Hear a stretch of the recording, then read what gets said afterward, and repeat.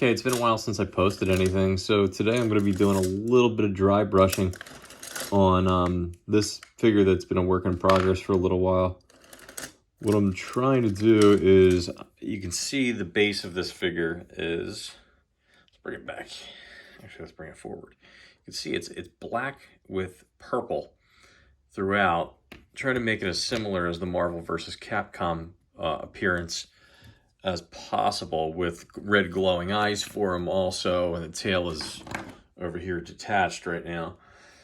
So what we're trying to do is, now that we've done the main highlight area of the figure, I'm trying to get the shadows to work a little bit better. So the purple works as a really good highlight in contrast for the black.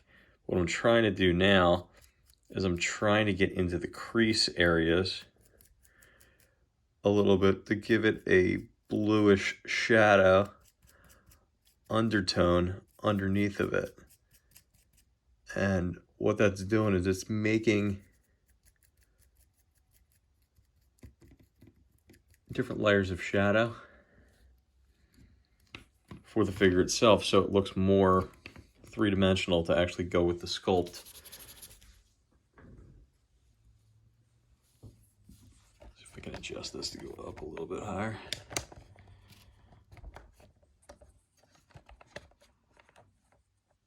That should do a little bit better of a job. What I'm doing is I'm basically just taking this Cantor blue base, not a layer, and I'm rubbing off most of it on a palette off on the side off camera, and then I'm using a dry brush from Citadel. I'm brushing it into areas that would be low light, into the crease areas.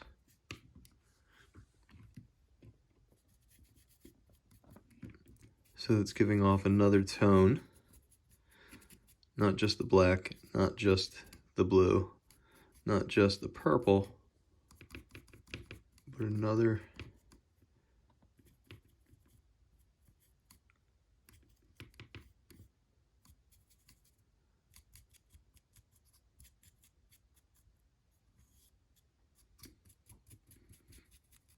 color, so that all of them kind of blend together a little bit better.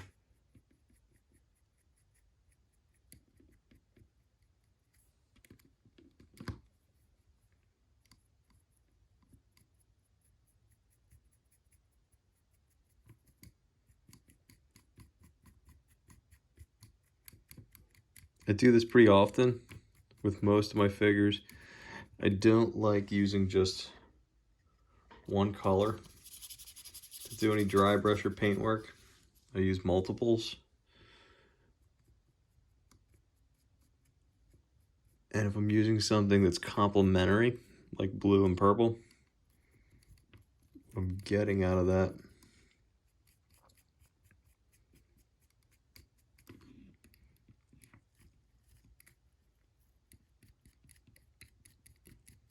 A better view of the color. Sorry, I'm doing the head and it's off camera. I'm getting a natural progression of the shading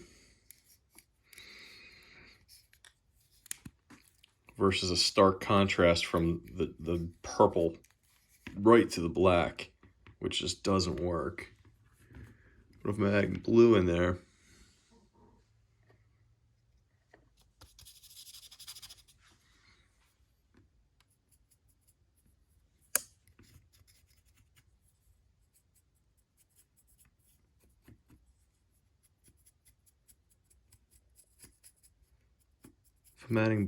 it kind of directs you where your eye is supposed to go.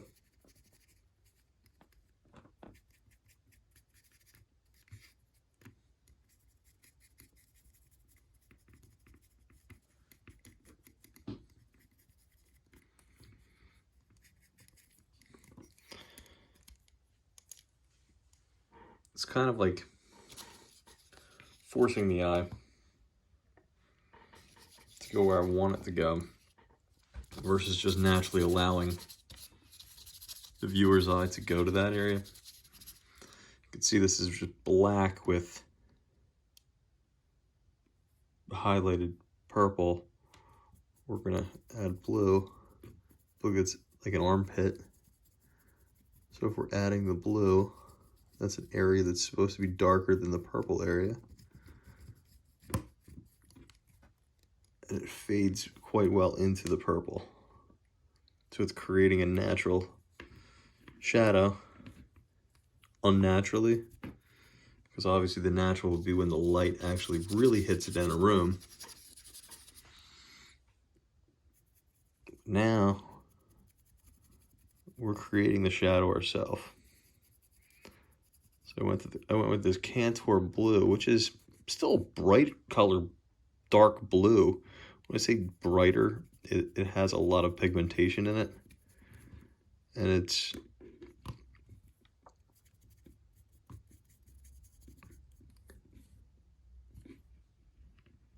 forcing you to look at it the way that you would look at coloring on a comic book page. We can go a little heavier with the blue on the back of it because our light source would be that it's getting hit from the front.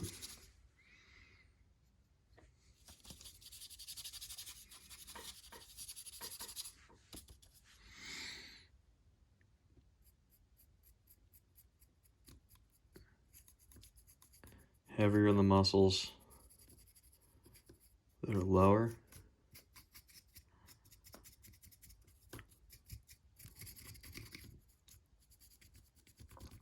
And the recess areas. And I just repeat this with the entire figure.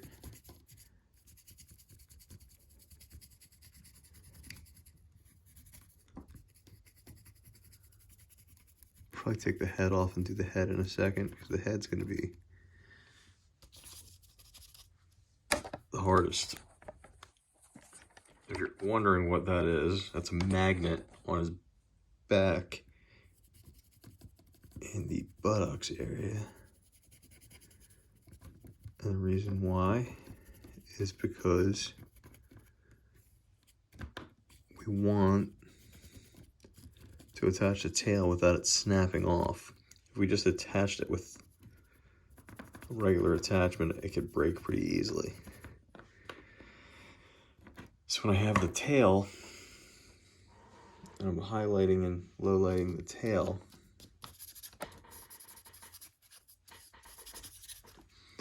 the underside of the tail is going to get heavier with this blue. And then I'm going to basically loosen up the pressure as I push up onto where the purple is. So I'm just letting up the pressure. And when I let up the pressure, it just means less paint gets put onto it.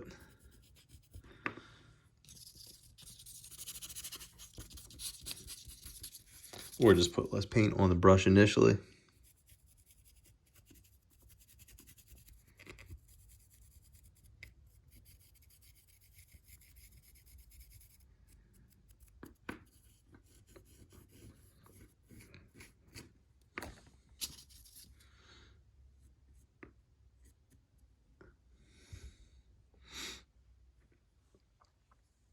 Let's try some of the head. We've gotten most of this.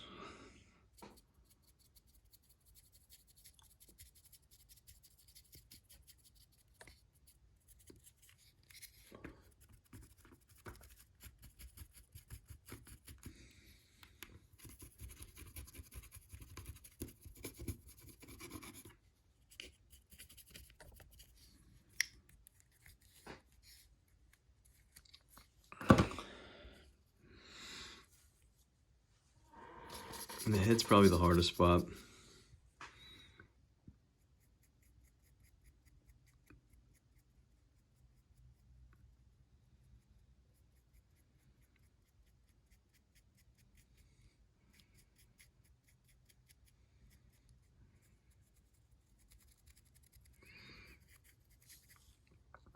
So see, I'm trying to get in here. So instead of it just being straight black in there, I'm trying to readjust this light a little bit.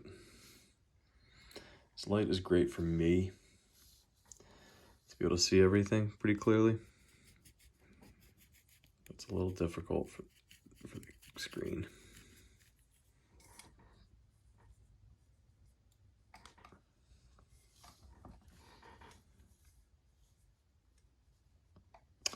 It's definitely hard to get this to be able to be viewable.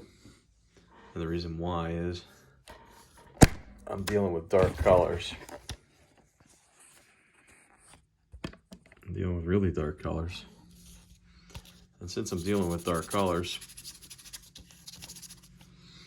it's hard for it to show up.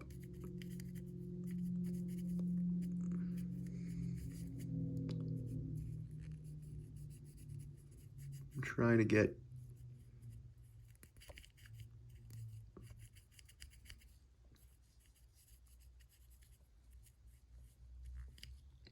into every one of these little grooves.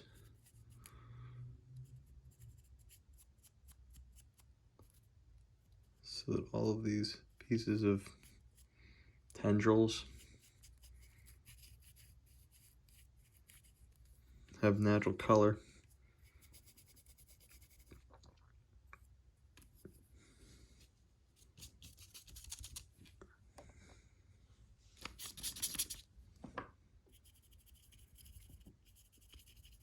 Instead of just being black,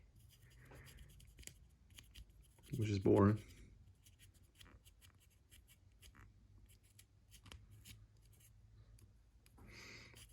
More blue under it because it's creating a shadow. It's supposed to be the same color, essentially. We're looking at the purple and the blue supposedly being the same. It's like a skin tone. Your skin has variations. It might look different in one spot versus another spot, depending on the lighting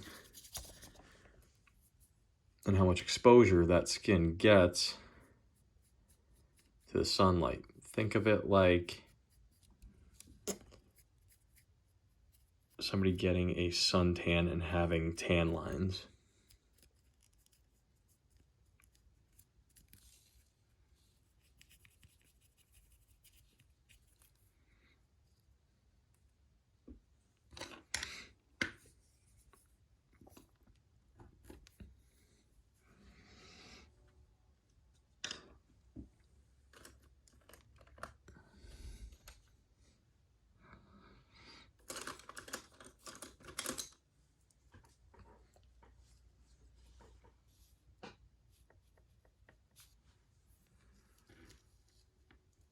So now I'm just doing a little bit of edge detail work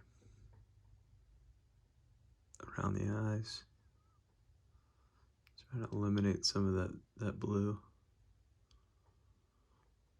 I'm sorry, trying to eliminate some of that black.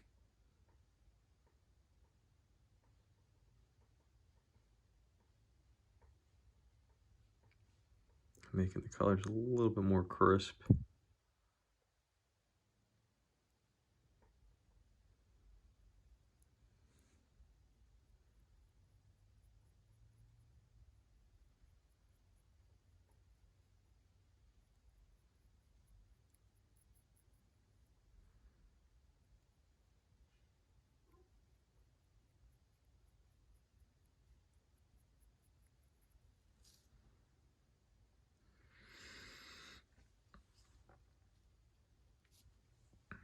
I'm going to do a little bit with that.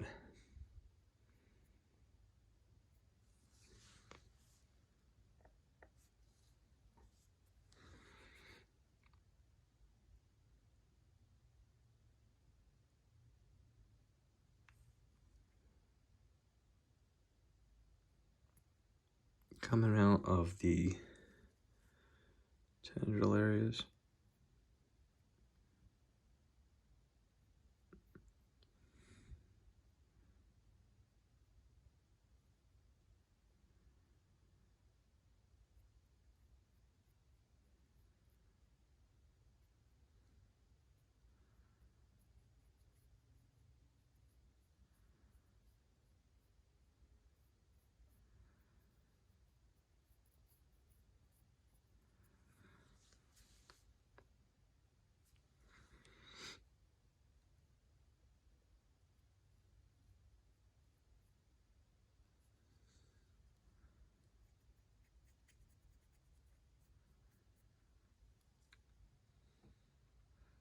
And that looks pretty good.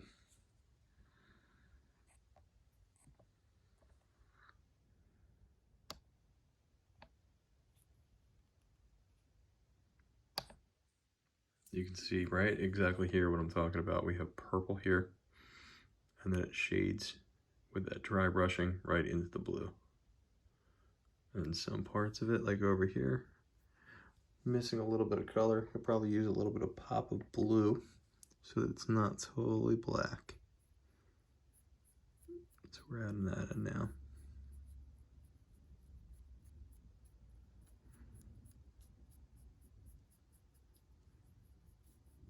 I'm trying to get the underside, because that's where the shadow is supposed to lie.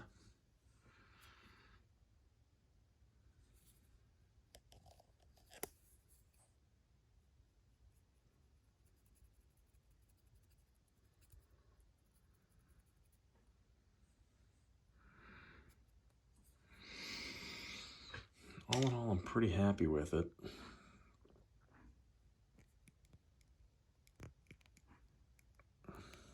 Let's see how it looks assembled before I make final adjustments to the tail. And you just heard that magnet click pop sound attached. Let's move some of these screws out of the way.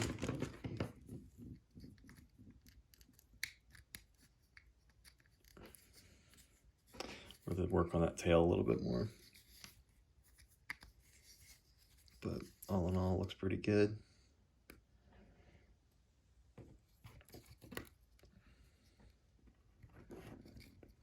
Let me bring this camera up to normal. Let's take the tail off for a minute.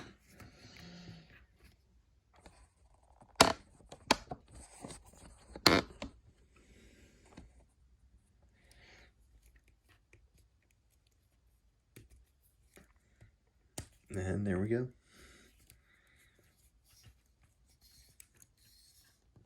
We're gonna add some more purple to the face for some of the highlight areas.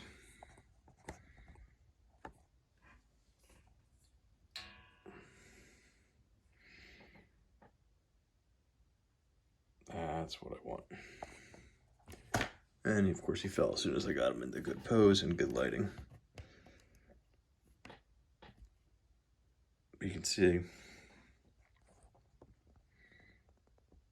this is where we want it to look. And this is actually what I'll probably use as a thumbnail. Thanks for looking, checking out the video and the channel. There's other videos and tutorials up on the channel. Check them out. If you have any questions, comments, concerns, please leave them down below. Check out the Facebook page for Komoda Customs, the Instagram page, and the Twitter page. Please like and subscribe, and please feel free to share the video.